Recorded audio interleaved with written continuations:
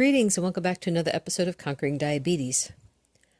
I'm always curious how long someone is going to stay in our Facebook group when they say, well, my dietitian told me I could eat, insert high carb food here. You could swap out dietitian with doctor, endocrinologist, nutritionist, etc. Here's what I say to that.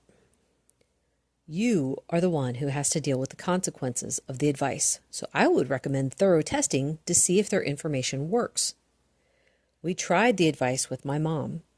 Her numbers were consistently elevated and her A1C went from 6.4 up to 8.4 in 8 months.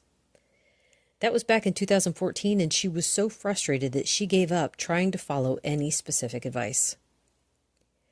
In 2019, we tried following the ADA recommendations again, and after about a week of her maintaining high numbers, I thought either she was broken or we were missing something.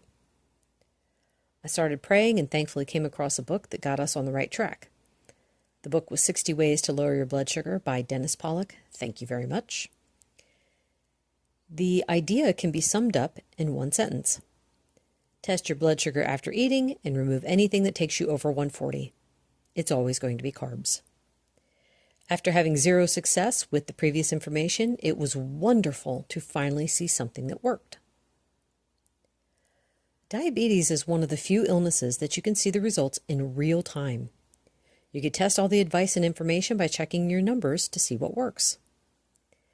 If someone is open to information and testing things, they will stay because they can see for themselves that a very low-carb diet, meaning 30 total grams or less per day, works to get the blood sugars down and less medicine is needed, or none at all for some type 2 diabetics. For those who are dogmatic about what they've been told by their health professional, they won't stay long. Either they will leave, or they'll have to be escorted out because they become belligerent and abusive. Still so strange to me that food will cause such emotions.